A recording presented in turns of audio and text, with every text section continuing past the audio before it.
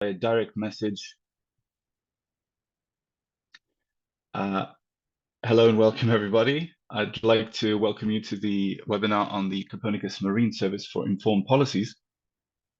I'm your moderator, Dimitrios Papadakis, contractor to Mercator Ocean International, on behalf of whom I'd like to welcome you all and thank you very much for joining us this morning. So before we get into the content, I'd like to run over some guidelines and house rules for this morning's workshop. We are, as you know, using Zoom for the webinar, and you can submit questions anytime during the workshop through our Slido slide, not in the Zoom chat, please. We ask you to use the Zoom chat if you wish to flag any issues of technical support, and you can use the direct message function to address our colleagues who are named technical support if there are any problems you'd like to report. Please note that you can't unmute or turn on your camera unless we, the hosts, allow you to do so, which we will do as and if required. There will be a feedback survey after this meeting, after you leave the meeting. A browser window will pop up. So we invite you all to fill that in, please, and give us your feedback on the event.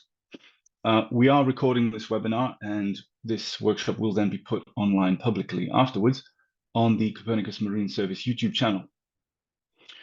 And of course, the slides, any slides and visual materials presented will be made available. You will receive a post-event email afterwards with these resources. So with that, I would like to take a moment to set the context for this workshop before we dive into our speaker list. Now, this workshop, Copernicus Marine Service for Informed Policies, takes place against the backdrop of twin climate and biodiversity crises, as well as the ocean emergency declared by UN Secretary-General Antonio Guterres in 2022. As we all know, nations of the world are meeting in 2 days in Dubai for COP28 to once again take stock of progress on the Paris Agreement and try and forge an agreement between us to remain under 1.5C. Every week in the news, there are reports on how our projections are less optimistic than what we thought, and that more is needed in order to achieve these goals. So it seems to me that perhaps never before, yes?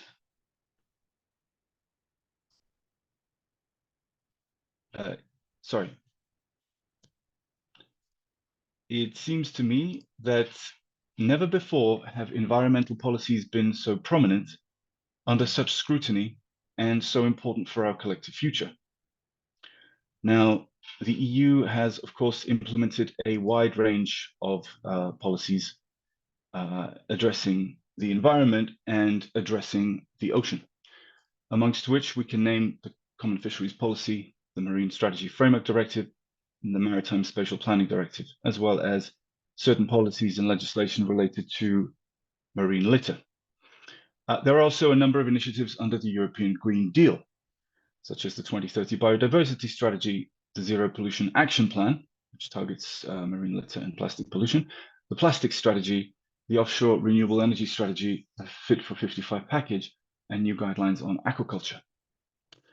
And with the Green Deal, and of course, as a global player in participation to fora like COP28 and IPCC, the EU is a global player in shaping ocean governance. And of course, under the framework of the UN's 2030 agenda, in which there is a commitment to deliver fully on the Sustainable Development Goal 14. SDG 14 is about conserving and sustainably using the oceans, seas, and marine resources for sustainable development. Now, we referred earlier to an ocean emergency, and this emergency is engendered by 5 phenomena: coastal eutrophication, ocean acidification, ocean warming, plastic pollution, and overfishing.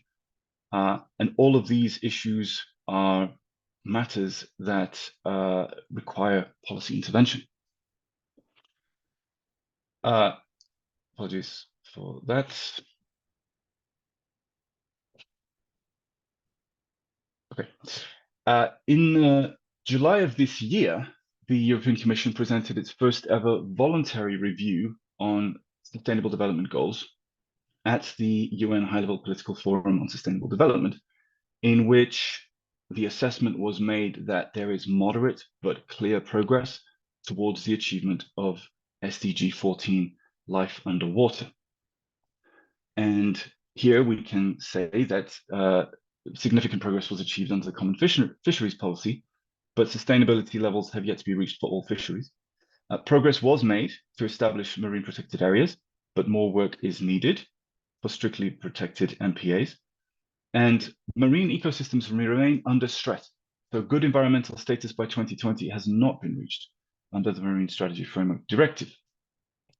So in 2022, the European Commission and the EU's High Representative set out a joint communication on international ocean governance. And in that communication, they outlined 4 pillars of action: strengthening the international ocean governance framework, making ocean sustainability a reality by 2030, ensuring security and safety at sea, and building up ocean knowledge. Now, under building up ocean knowledge, there is the statement that ocean science observation, environmental monitoring and prediction are vital for evidence-based action to protect and sustainably manage the ocean.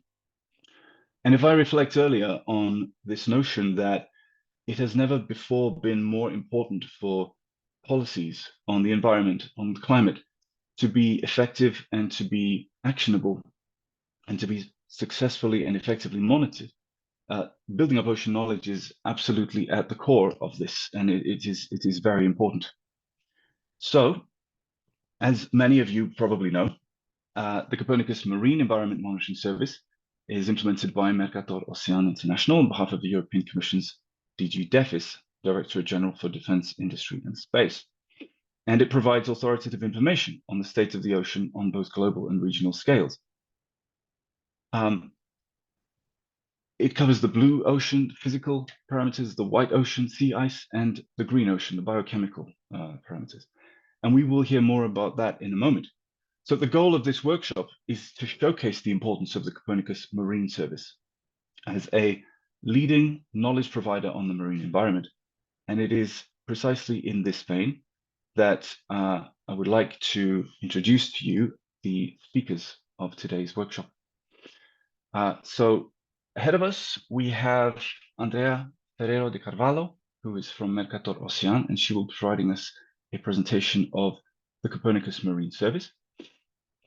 Then we have Gaël Durand, who will present to us in a demonstration the use of the My Ocean Viewer, one of the tools at the disposal for the disposal of users of the Copernicus Marine Service.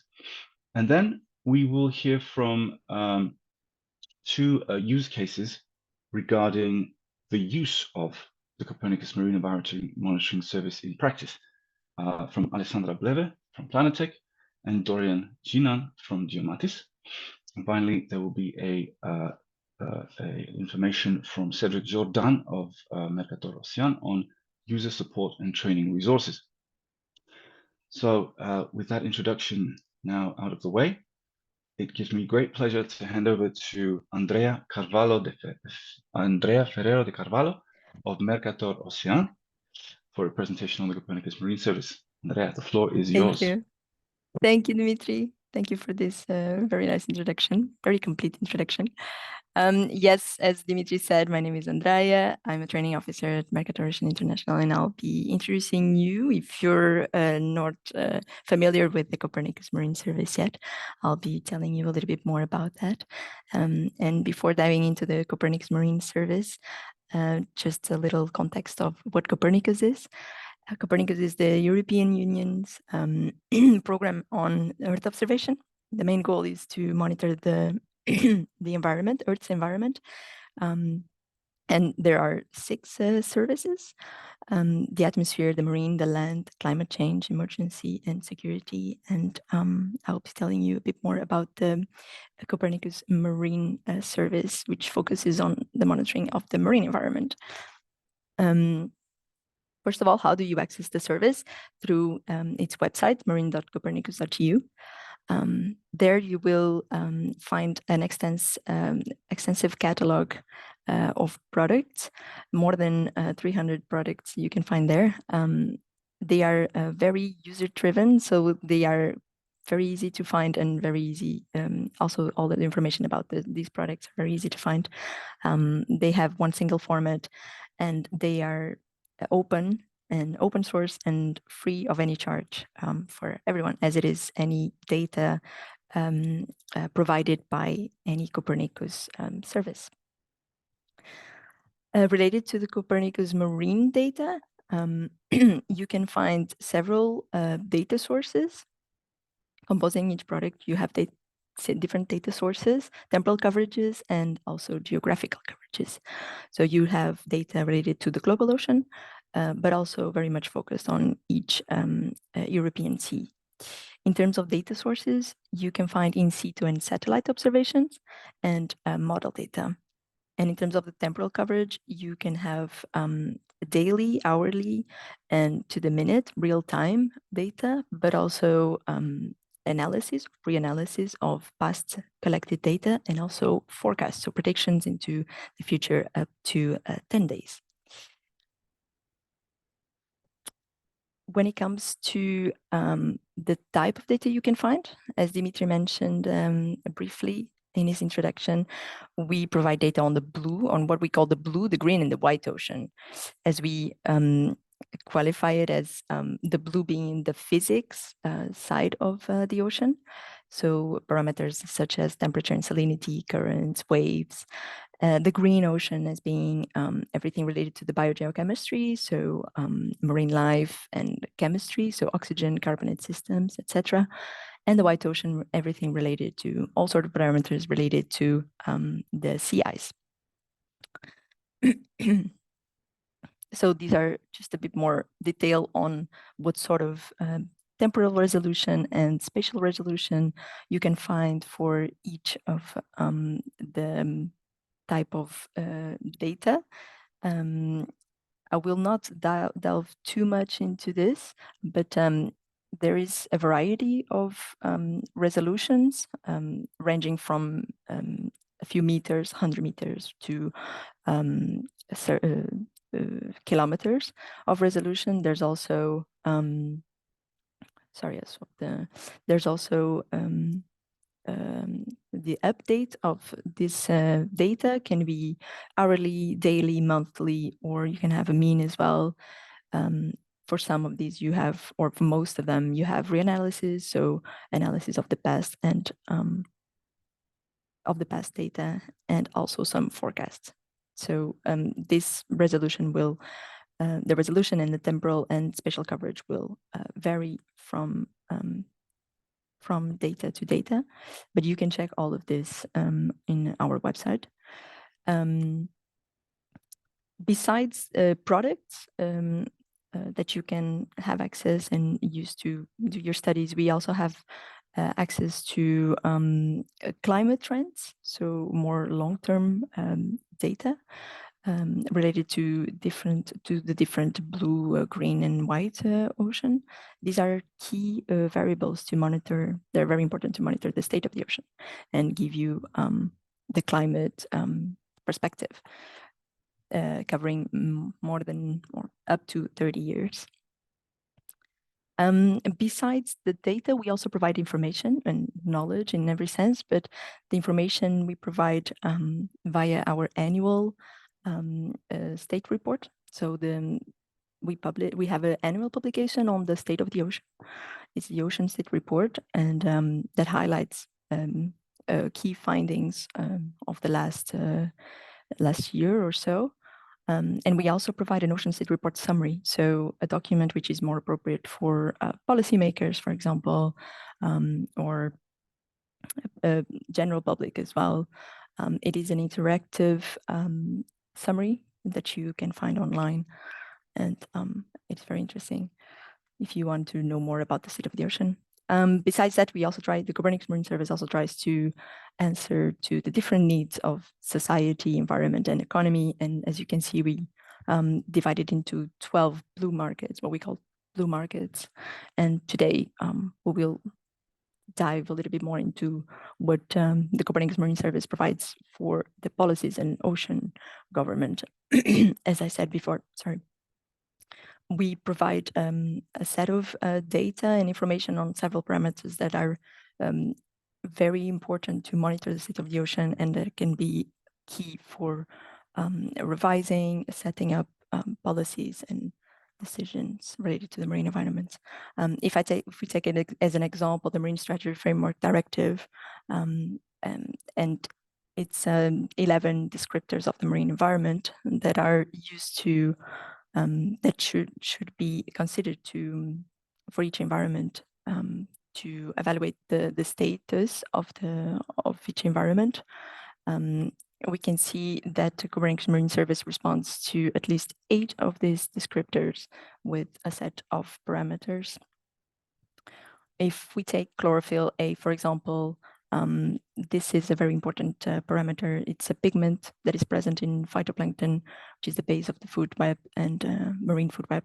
And so by quantifying it, it can give us a proxy of the amount of phytoplankton that there is in the ocean, and some more information about food web interactions, as well as levels of eutrophication.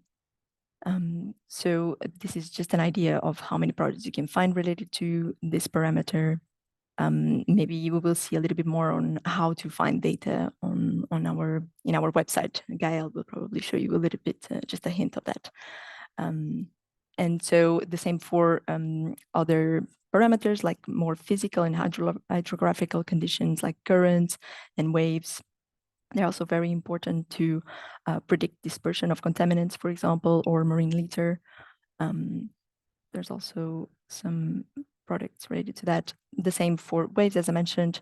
And for example, temperature and salinity, more physical conditions, physical parameters that are also very important to, for example, evaluate the underwater noise, since this the dispersion of noise is, for example,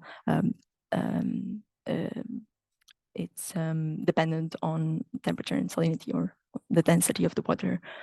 So these are very important parameters in a lot of studies. Ocean acidification is another example. And in terms of contaminants and nutrients, concentration, again, eutrophication, contribution for eutrophication studies, and also dissolved oxygen. These are parameters, these last ones are parameters that go until up to 5,500 meters of data, of depth, sorry. And also through, maybe we will not show you today, but in our marine data store, you not only can find, can search for data through parameters or the classification of blue, green, and white ocean. You can also search for data related to a specific EU directive that you might be interested in. As you can see here, I displayed the Marine Strategy Framework Directive, but you can also find data which are more linked to other policies like marine spatial planning, etc. So besides the providing data and information on the state of the ocean, this data, it's verified and quality checked regularly. We also make all the documentation available, and you can find the product user manual, which explains you the data sets, the formats of the data sets, and what kind of updates have been done. And you can find the QID, so the quality information document, where you can check the accuracy of each data set, the validation results, and the quality changes that have been made as well. So you can track and choose what's best for your activity. And that's all for me for the moment. I'll be available for questions. Super. Well, thank you very much, Andrea, for that comprehensive overview of the Copernicus Marine Environment Monitoring Service and how it supports a range of EU policies. So let's have a look at how that might be in practice for someone who wanted to achieve getting their hands on some data related to EU policies. And to do that, we're going to turn to a member of Mercator Ocean International's user support team. And I'd like to invite Gael Durand to show us a little bit more about the My Ocean Viewer. Thanks, Gael. I'm going to share my screen. Okay. Hi, everyone. So I'm Gael from the user support team of the Copernicus Marine Service. And today I'm going to present you the MyOcean viewer and its main functionalities. So here we are on the homepage of the Copernicus Marine Service. And to access the MyOcean, you just have to scroll until you find the dive into our digital ocean. So I'm going to click on it. Here, as you can see, we have 3 tools that depends on the way you want to explore the data. You have the MyOcean Learn for beginners, MyOcean Lite, which allows some interaction, and MyOcean Pro, which I'm going to present today. So here you have the MyOcean Pro interface. As you can see, it has the data displayed. And today we are going to focus on Europe and the interaction between the current and some biological variables. So you can zoom in on the map using the wheel of your mouse. You can also, as you can see, click and move the map around. As you can see here, the resolution is not that great because it is a global product that is displayed. So we are going to change that by adding another layer that is more suited for our needs. So we're going to click here, and here, as you can see, you have the Copernicus Marine Data Store with more than 200 products. Here you have the most popular products, the recently viewed product, and other categories. Beneath every product you will find information on this product, such as the mode of data acquisition, the spatial resolution, temporal resolution, and some of its variable. For instance, here is a forecast and it's a model. And here you have a satellite product. If you want to refine your search, so that will do that, you can filter your search. For instance, we will focus on Europe, so I'm going to choose an area, a specific area, such as the Iberia-Biscay Island area. Here you have all the products that fit this category. And then let's say you want a special variable, such as, for instance, phosphate. You can either find it in the main variable or write it yourself in the free text search. So I'm going to do that. And here you have 2 products that fit this category. Here you have a multi-year product, so with holder products, as you can see here in the temporal resolution, and here a product with data that is more recent. So we are going to click on it. And when you click on it, it redirects you to the page of the products with an overview and some references. You also have a classification, which gives you a little bit more information on the product itself. You will find the notification tab with notification on incident, improvement, and maintenance of this product. The data access tab, which will give you all the way you can download or visualize the data. It also gives you information on the data set that are present in this product. For instance, here it's a daily product. This one is a monthly product. This is the bathymetric, and this is the coordinates of this product. You also have a contact tab. If you have any question or any difficulties, you can contact us via chat, online form, or email here. And you have the documentation, which I talked about earlier, the user manual, which is used for information on the product itself, and the quality information document, which give you more information about the mode of data acquisition. And you have the license and how to cite this product. If you want to share this product, you can click right here and it will copy the URL into your clipboard so you can share it.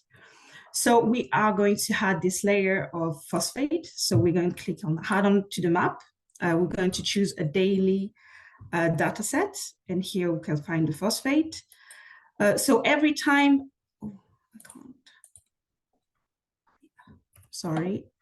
I can't access it. Okay, every time you add a layer, it will be the layer that is on top, as you can see here. You can choose to add your layer or just change the order of them here. We are going to remove the one that we don't need. Okay, so here you have the layer of phosphate in the ocean, the mass concentration layer in the ocean. So I'm going to present you the icons that are present here. you have the download icon, the information icon, which will redirect you to the product, the layer icon, which allows you to switch between variables or other data set in the same product. You have the gear icon, which allow you to change the opacity as well as the color map. And you can also change the minimum and maximum of your layer, as well as mask the data that are out of those range here. You also have this logarithmic scale that is not available in every product. And here it's a good example because it's allowing us to have a better visualization of the phosphate of this variable here. Here you have the time scale. The thick white line represents the time that is available in this data set. You can zoom in on it to find the dates that is more suiting for your search as such. You have the same thing for the depth. You can zoom in on it and find the depth that most suits you more, or use the arrows on your keyboard to navigate them. I said that I wanted to compare with the velocity, so I'm going to add this layer by clicking here again. I'm going to remove the phosphate, and you can either, in the free text search, write current or velocity, or just click on velocity in the main variables. And all of these products are contained, so the variable velocity. So I'm going to add it to the map. As you can see here, it has more data set than the previous one. Here you have a 15 minutes data set, a hourly one, a daily one, and a monthly one. So we are going to compare it with the daily one. I'm going to add it to the map.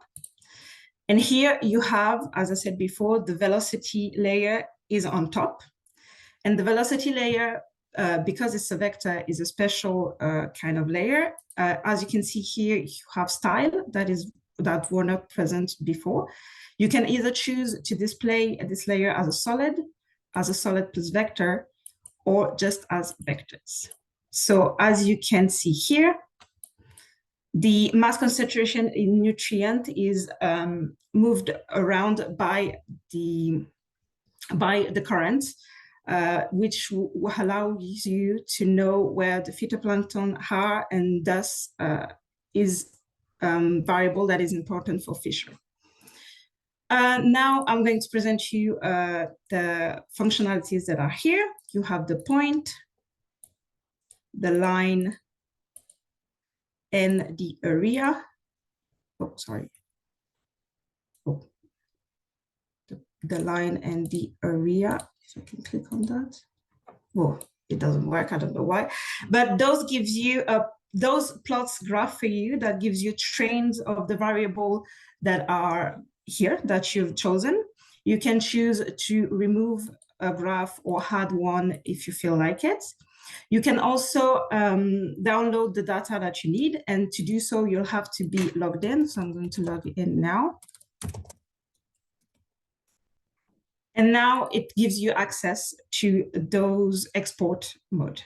You also have a setting icon, which allows you to change the background of your map, as well as the projection and the units here.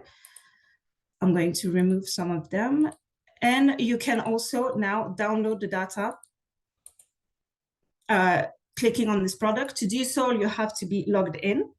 You can either enter the area of interest manually, or define it on the map, such, or even choose one that already exists as such. For the date range, it's the same. You can choose one that is on the map. Here you have the time that is available in this data set. For the elevation, is the same thing. You can choose as in map or enter it yourself. And you can also download variables that are present in this data set. You can choose to download the variables using the browse file, which will give you the entirety of the layer. Or the API requests. Here you can download it by yourself, on your computer by yourself. And the download button that will download it for you. Here, as you can see, you have a weight limit. For instance, if I take an area that is a greater area, here, no, it's not enough. Sorry. Still not, but you get an error message that will redirect you to the product itself, so you can find another way to download this product. If you have any difficulty downloading the product or any question, you can contact us using this button. Here you have all the articles that are present in our Help Center. If you want to contact us directly, you can click here and contact us. If you have difficulty downloading, I would suggest that you share the API request with us so we can help you quickly.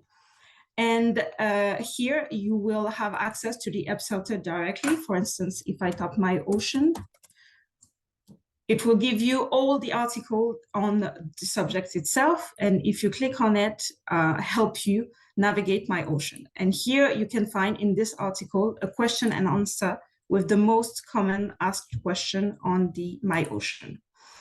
You can also share the products via link, image, video, or embedded if you want to use it in your website.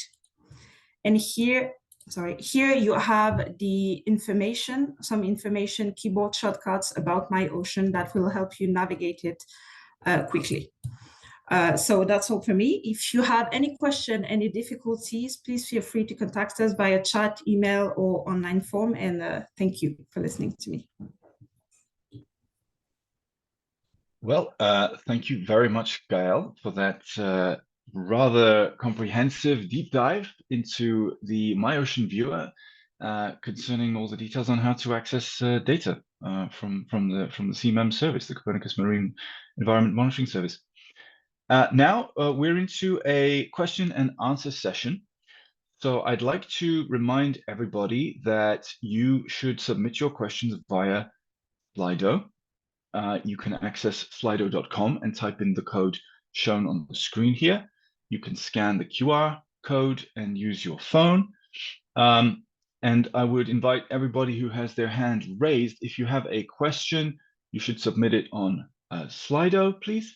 And if you have an issue that you want to raise, then you could write it into the webinar chat. So that would be the way we're going to deal with this. And I see that we already have a few questions flowing in. One thing about submitting questions, if you would not mind, please indicate who your question is directed at, just so that we know. In this case, it's just Andrea or Gael, but in some cases it might be a bit of ambiguity who the question is for. So please do try to remember to specify who the question is for. Okay. So I have a question for Gael here. Gael, what kinds of support are available for non-specialist users? Here, I imagine that our audience member may have felt a bit overwhelmed by all of the technical details in the MyOcean viewer. So what kind of support is available for non-technical users?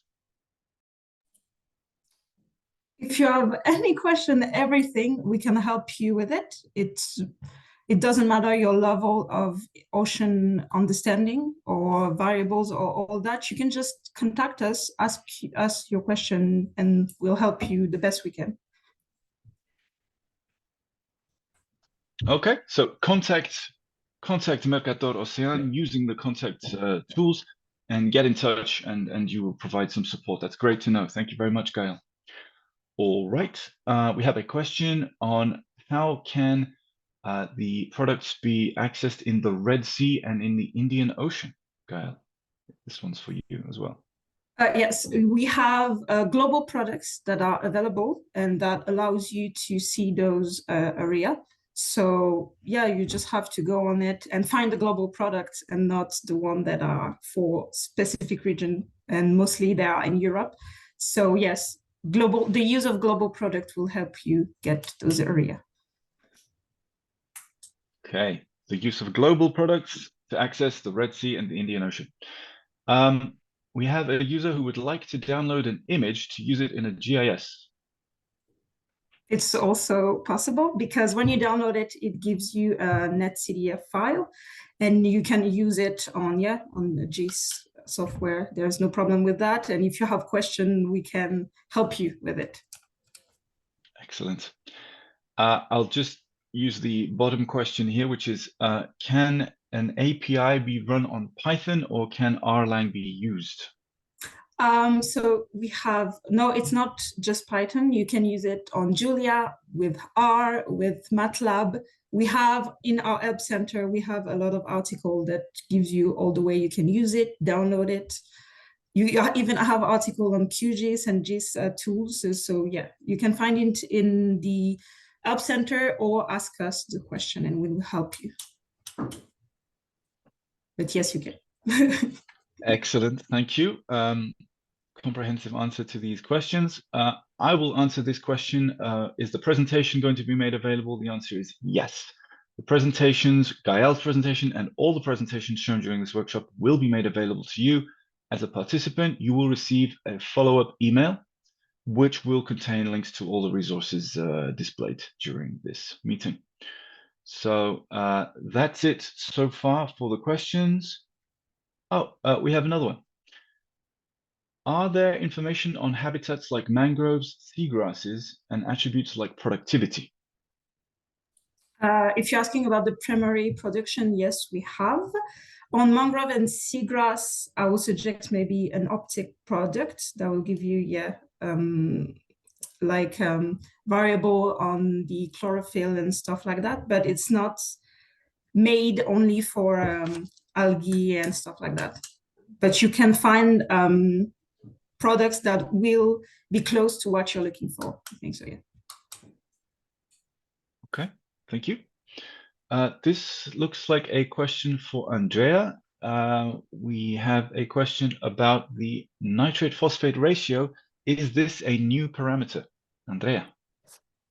I wouldn't be able to know when exactly it was available, from when it was available, but it is under biogeochemistry parameters, and yeah, we do have data on nitrate, phosphate, silicates, and also carbonate and oxygen levels. So if you, I mean, I can find if the person in particular is interested in a particular product, we can also look for it, or they can contact us directly in user support. We can direct them to the best product.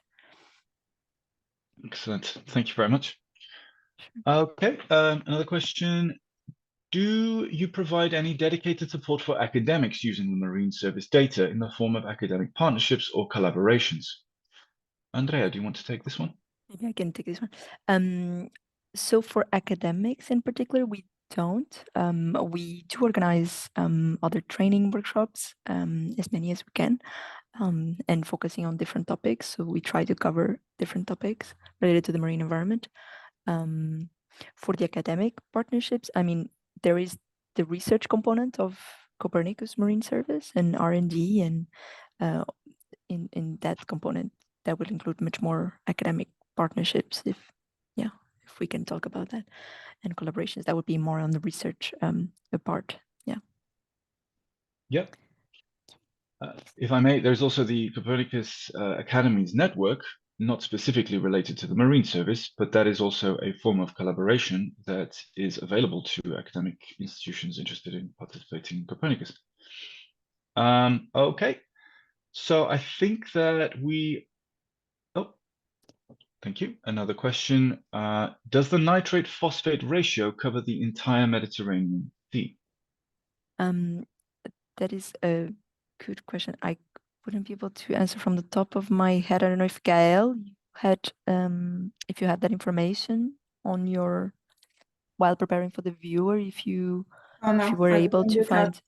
No, on this ratio. I know that there is nitrate itself, the mass concentration nitrate or phosphate. The ratio for the ratio covered, that I will have to confirm.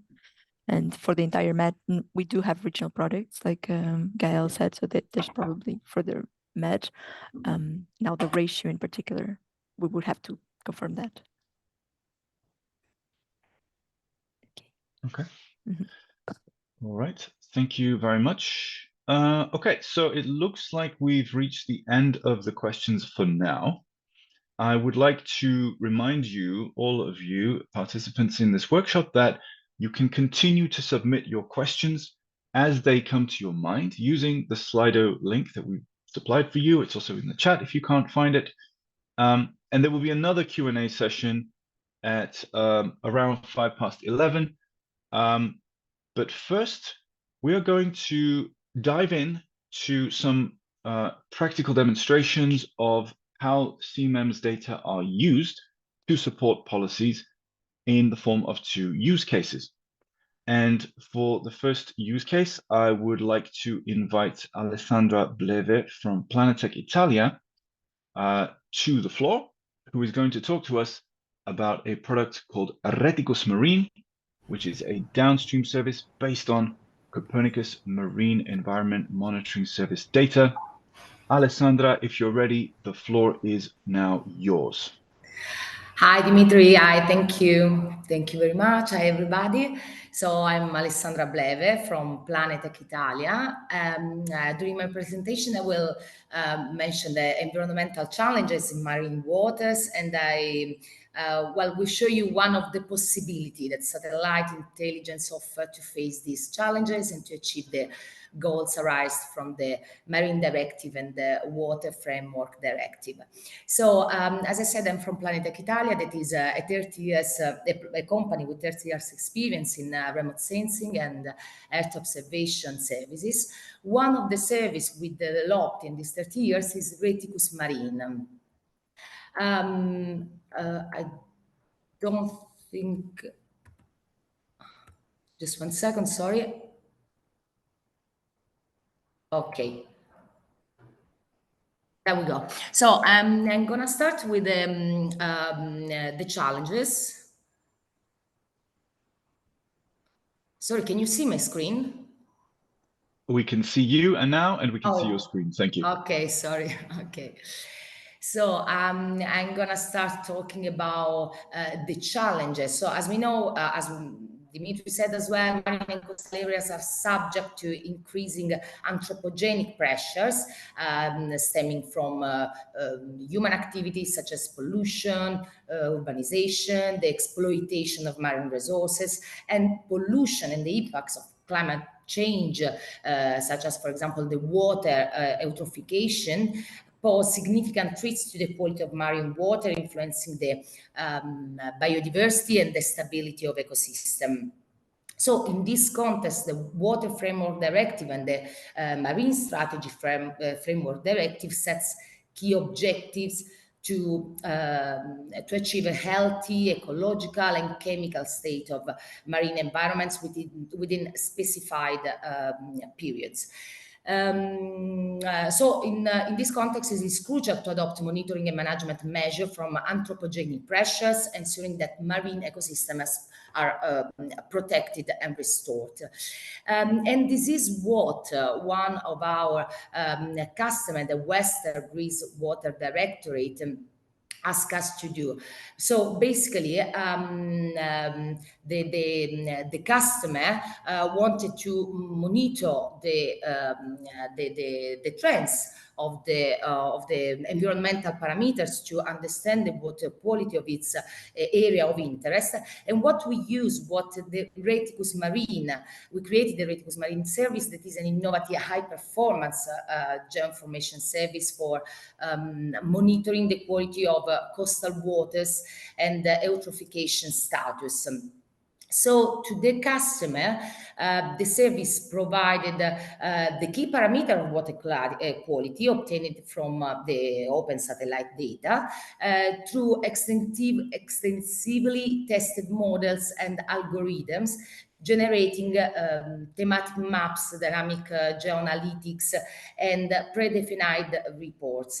So what the goal was, it was to give to the customer not just the data, but directly the information to make a decision.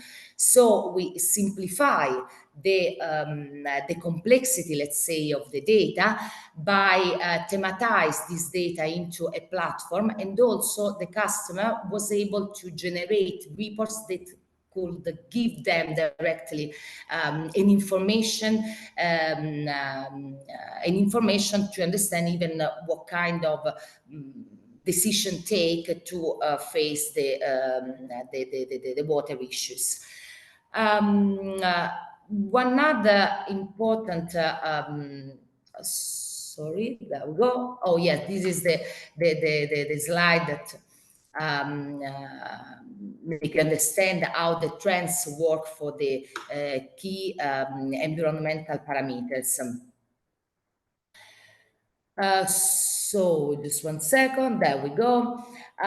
So one other use case, one other project we've been work with was the one with for the Asian Development Bank. So the Asian Development Bank asked us to monitor the seagrass plantations. There was also a question before about this. So the seagrass plantation that were negatively impacting fish farms. So basically, based on the value of the environmental parameters, we were not only able to map the plantations, but also understand which areas were more likely to facilitate their development. So this information provided the end user with the ability to decide, based on the rate-use marine data, where, for example, to establish new facilities or relocate existing ones. So this was an example that can even give an answer to the question that was before about the seagrass and the mangrove. So I finished. If you have any question. Thank you very much, Alessandra. And I would invite anybody who does have questions for her to post them in Slido with a note that they're for her, to Alessandra. And we will deal with those right after our second use case presentation. So the second use case presentation is from a young company, a startup called Geomatis. So I'd like to invite Dorian Ginan to the floor to present the ocean plastic tracking and alert system. Dorian, the floor is yours. Okay, thank you. So first, in a few words, with Geomatis. Geomatis is a French SME specialized in geospatial data processing. It developed software suite called Examine that provides solution for big data infrastructure, data science, and data viz. We have a strong expertise in combining geographic, hydrographic, oceanographic, and meteorological data sets. And since a few years, Geomatis decided to create thematic product that benefits of its expertise and that responds to environmental challenges. And so ocean plastic alert and tracking product is one of them. This product detects marine litter at sea and helps local authorities to prevent pollution, either by collecting it at sea or on shore. And this product has been recently rewarded by the Cassini Prize for Digital Space Application. So I will show you two short videos of how it works. First, we use Earth observation product to detect where are marine litter at sea. It could be both optical data or SAR data, and we apply different algorithms to detect marine litter. And when it's done,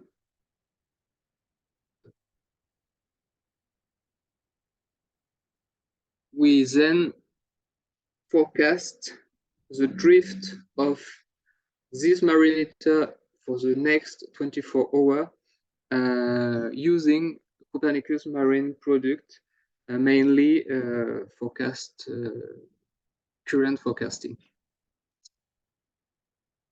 So the OPAT product is fully in line with different European policy, such as the Marine Strategy Framework, also the Water Framework Directive, and the Zero Pollution Action Plan.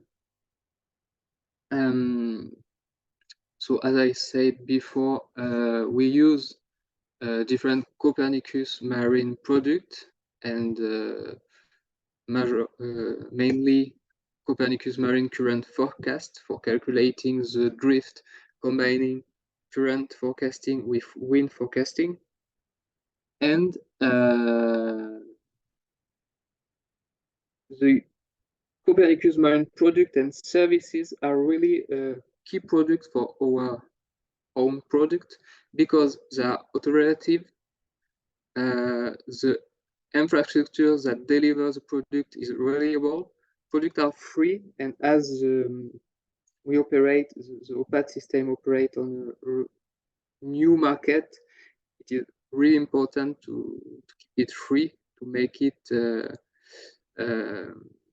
make the product deliverable, the OPAT product deliverable, and the products are worldwide. The resolution of the product will be different depending if we are focusing on Mediterranean area or on a other area, but we have a worldwide availability of the product. And so I think I have finished. Excellent. All right. Well, thank you very much, Dorian. That was fascinating. It is very interesting to see how the Copernicus Marine Environment Monitoring Service can support a service like yours.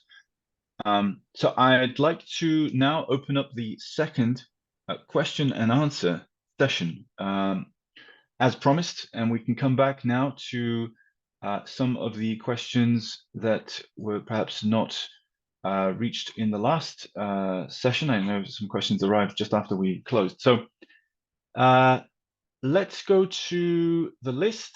I believe we can go straight to the first one. So this is for you, Dorian. Is the OPAT product open source? No, we are commercializing the service, the OPAT services. So no, it's not open source. Okay, I think that's fair. It's also a fair question. So thank you for the question.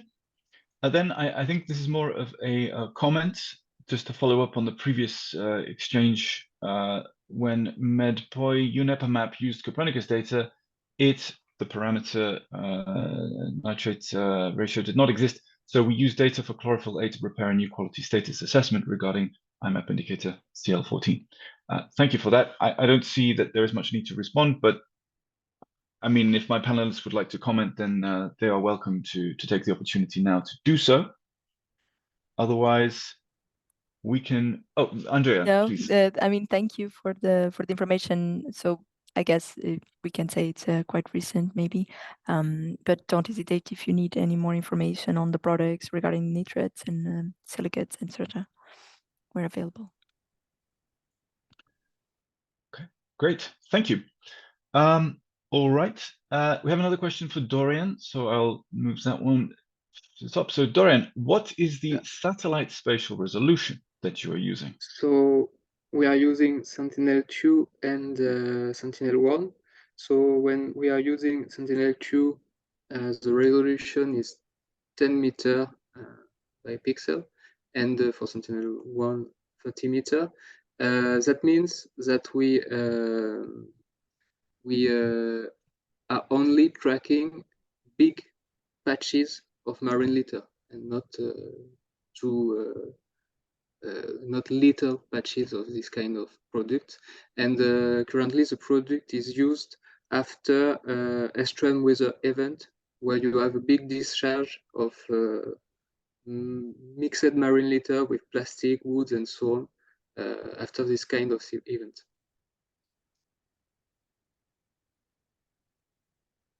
Excellent. Thank you very much.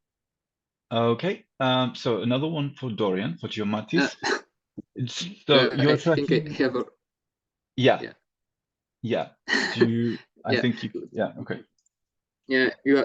We have two products, two different OPAT products. The one that is for we call OPAT crisis, that is typically for this kind of tracking, and another one that we call OPAT tourism, that is applying systematically during touristic season, and that monitor the near coastal area. But we will, yeah, we have these two kind of products currently. Thank you.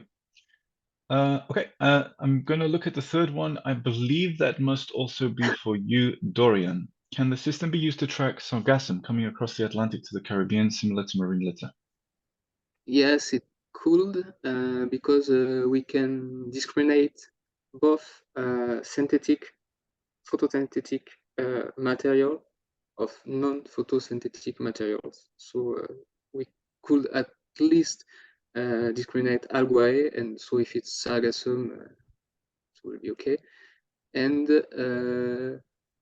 currently, we study and validated our system mainly on the Mediterranean area. I see a question about that somewhere, but it could be applied worldwide. Good, good, good. Thank you. Very interesting. Okay, so yes, here's another question for Dorian. Have you been able to complete surveys around the globe? Yeah, That's the one you referred to, yes? it was, yeah. Excellent. So you've answered that. You've said that it can be done at the moment. You're demonstrating within Mediterranean, but it can be done across the globe, Yeah, correct? Yeah, that's it. We apply ground truth only on the Mediterranean area. So we have not real ground truth on the other area, but it should work as it does in Mediterranean. The main difference is the tides that we have to add to the drift, depending the area we are. Okay. Excellent, thank you. All right, then I have a question here. I believe it should be addressed to probably Andrea.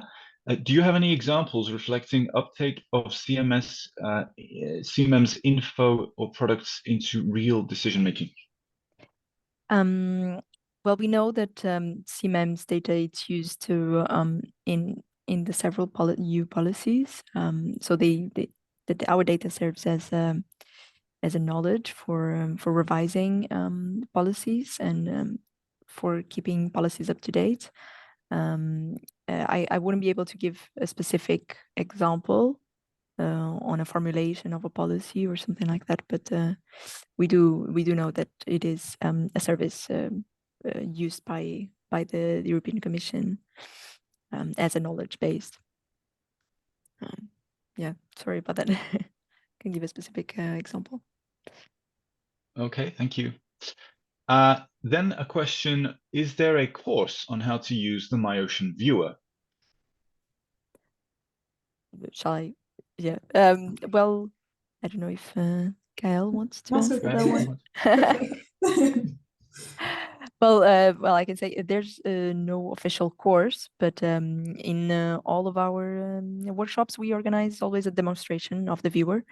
And online on our YouTube channel, you will find a lot of past workshops with different topics using different types of data. And yeah, maybe one day we will organize something more complete. Yeah. Just if you Yeah. go onto our Help Center, you will find all the articles that are on the MyOcean. And on those articles, there are some videos that will help you navigate the MyOcean Pro. So yeah, you can find it on the Help Center. Yep. Okay, excellent. Now we have a question addressed, I think, to our two use case providers, the service providers. Are there any social science background people working at your companies and organizations? So, Alessandra, you can answer this one first. So actually, no, not in this sector. No, we collaborate with several companies where social background is, but not directly within our company. Okay, thank you. And Dorian, in your case? It's the same. We are mainly scientists or developer. But, we have Scientists and not, engineers and developers. yes, and Okay, developers, good. but not those. Okay, but I mean, that's the purpose of collaboration, isn't it, in all of these contexts, in European contexts? Okay, good. So another question now is about how many policies are driven by socioeconomic factors. Is it possible to easily link to socioeconomic data sets for policy analysis? I believe this question is probably a combination of Gael and yeah, Andrea. Yes, on this we're trying for MyOcean Viewer. We're trying to develop the possibility to include more data sets and external data sets. So that's the plan for the future, to be able to include also maybe socioeconomic data sets. For the moment, that's not available. But yeah, that's the idea for the future. But if there is any interest in a particular socioeconomic data set or type of information, you can always contact us, and we can try to see what we can find according to our network, and also for the future to know what people would be interested to include in MyOcean Viewer. Yes, that's right. It's very important to, I think, underline there that feedback on the service as a whole is welcomed by the Marine Service and all of the Copernicus services, as well as feedback on the support mechanisms and tools that are being made available. And as Andrea said, do not hesitate to reach out and contact the team. Okay, a question now from a person who is a PhD marine and analyzing marine physical and human characteristics using GIS. So how can this person take advantage of the tools and products? Gael, would you like to answer this?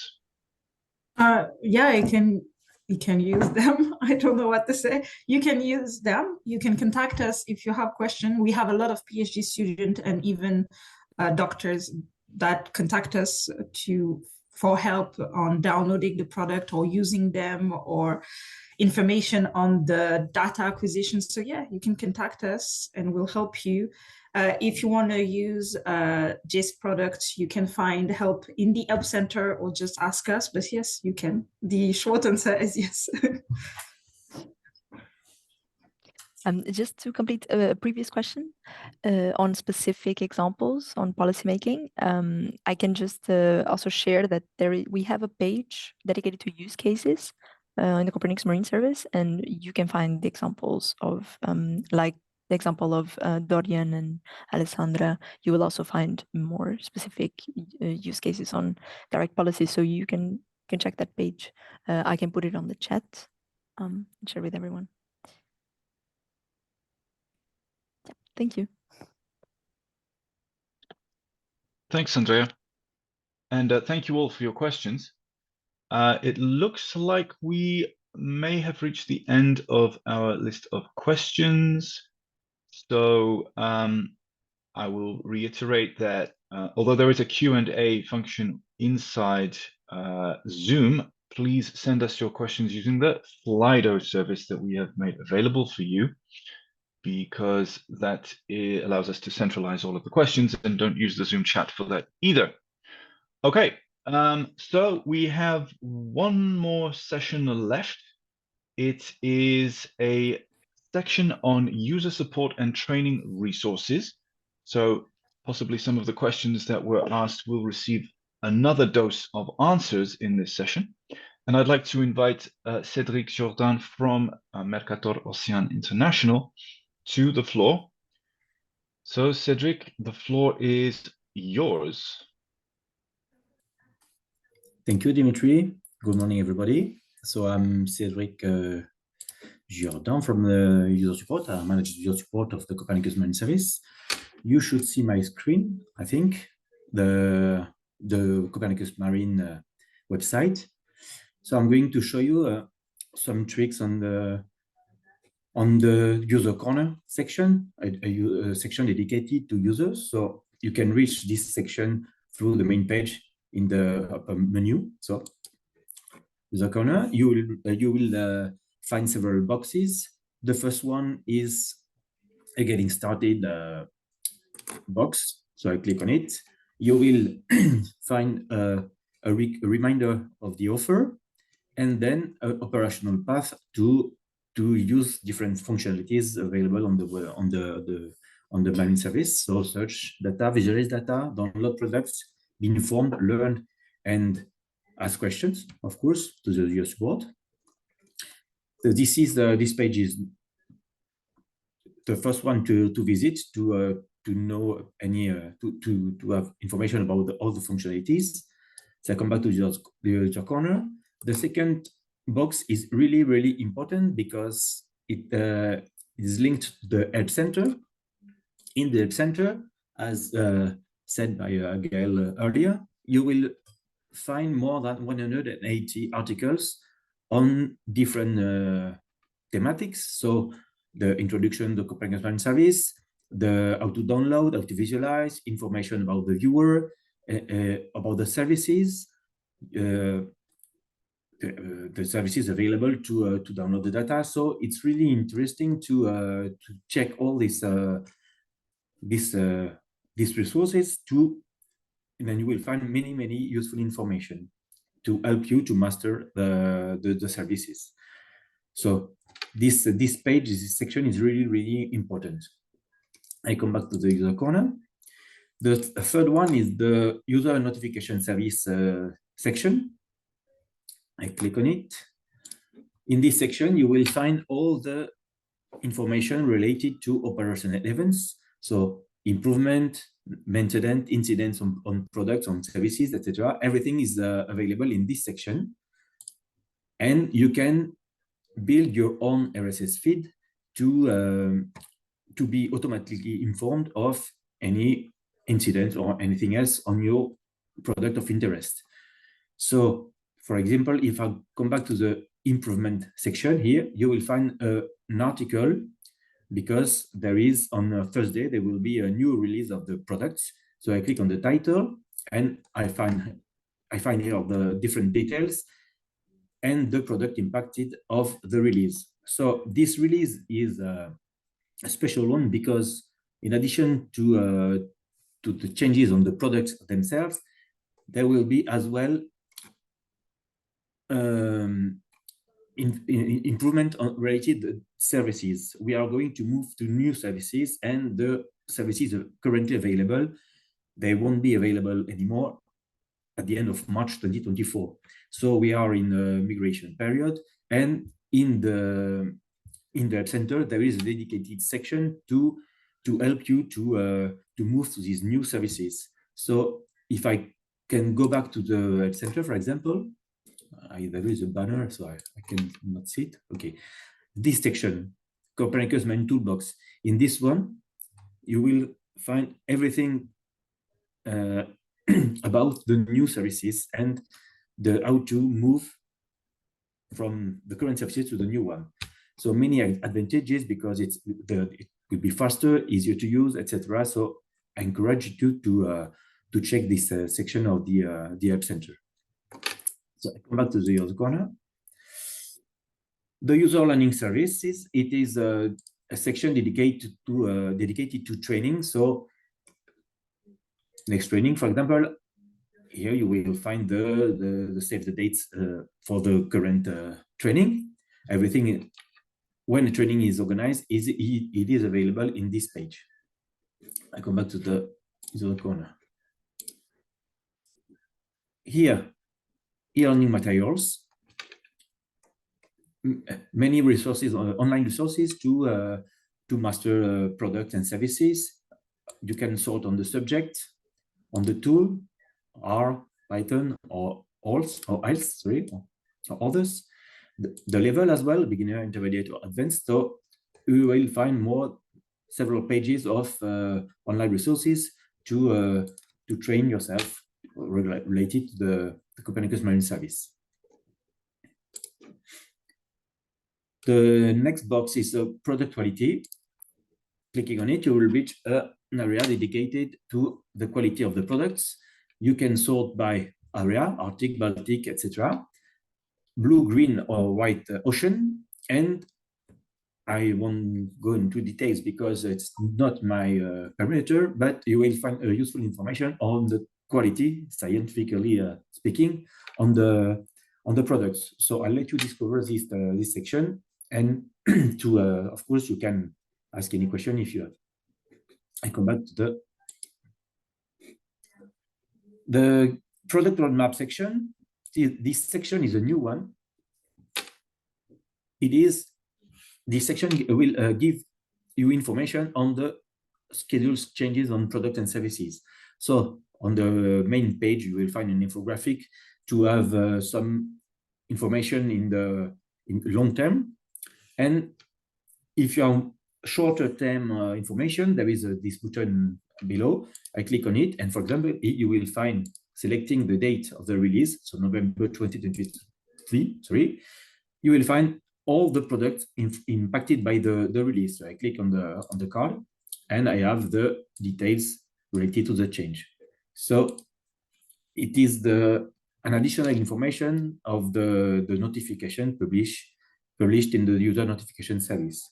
So this section is really important, and do not hesitate if you have any feedback on this, because as I told before, it's a new one, so we want to improve it and to give the best solution as possible. We come back to the user corner. The Get Inspired section, as told earlier by Andrea, it is a use cases section. So you will find several examples of the use of Copernicus Marine Service data. You can sort on the region, country, or market. For example, I select policies and user governance and mitigation, and you will find many use cases. And you click on the box, and you have details on the product use and the details on the organization and the project. The three last boxes. So it is a box to log in and register. So to download the data and to send a message to your support, you have to be registered and log in. Here you have the document, service commitment, and license to have our commitments to use regarding the users, to the production, etc. Everything is specified in this document. And then a contact us section. Here you will find a link to the help center, online link to the online tutorials, and to contact us, you have to log in, and then at the bottom right of all the pages, there is a chat as presented by Gael before, but you can chat with us, and you will meet a member of the team, Leila, Anaïs, David, or Gael, and you have links to the help center. You can search directly here if you want informed, for example, you want to be automatically informed of the operational events. You click here, you have information to build your own RSS feed and to read it. So everything is available in this directly in the chat. And of course, if you are authenticated, you can send us a message and you will receive an answer soon. So do not hesitate to check that center. And of course, if the answer is not available in that center, do not hesitate to contact us. We will be happy to assist you. Thank you very much. Thank you, Cedric. Thank you very much for that. All right. Well, we are nearing the end of this morning's webinar. I would like very much to offer the opportunity for a few more questions to be answered before we all close the session. So I believe that I have received some questions in the Zoom Q&A. And again, I would invite everybody to use Slido so that we centralize those questions. And we have a question. So could CMEMS, I assume, provide us information about microliter? Now, that's an interesting question. Yeah, Andrea, would you answer that, or yeah? Sure. So we do provide information on currents and waves and propagation of particles. We don't have necessarily information directly on microliter, but these parameters can help someone study the propagation of microliter, for example. As far as I know, we don't have information on microliter, data on microliter. But the parameters we make available, they can help you study, the propagation and the location of it. Indeed. Okay, good. Thank you. Then a question: are you collaborating with noise-related scientists in the framework of MSFD D11? Will CMEM store noise distribution data? And that's from an ECJRC MSFD group member. So we don't have anything on the plan at the moment, but we do have some collaborations in terms of a user engagement calls and projects where we do work on with scientists working in noise-related issues. At the moment, there's no specific plan to include it in the foreseen future, but as I said before, we are trying to include as much varied data sets as possible. So we hope that through our projects we can do that. Thank you for your question. It's nice to see that there's a lot of questions actually. Yes, definitely. I have another comment actually in the chat. So thanks to colleagues who joined late. The question is there a recording or will we share notes later? And the answer is, indeed, the question is now on the screen. Yes, the answer is yes. The webinar is being recorded. The recording will be made available on the CMEM's YouTube channel, and the materials shown, the slides and the other materials, resources shown in the meeting will be distributed to participants who are registered. So that will be done. Okay, a question. Do we have data for the South African coast? For me or for Gael? I guess Gael, go ahead. Gael, yeah. Yes, if you use a global project, you will find it's the entire globe. So you will find in data on the South African coast. The only thing that you may not like is the resolution, because it's not fine as you can find in Europe. But yes, you will find data set and products that contains the South African coast. Yes. Excellent. Okay, thank you very much. All right, well, I think we now need to move on and thank everybody for the questions. And we're going to move on now to our closing remarks. So I would, first of all, like to once again thank all of the panelists and colleagues from Mercator Ocean who spent time this morning to share with us their advice and insights. Today, we've heard about how CMEMS provides support and tools, data, services, and products for monitoring policies related to the ocean. We have seen how a wide range of parameters are tracked and monitored in order to set up and monitor policies. And the example is the 8 descriptors for the MSFD good environmental status. Out of 11, 8 of them are provided within CMEMS.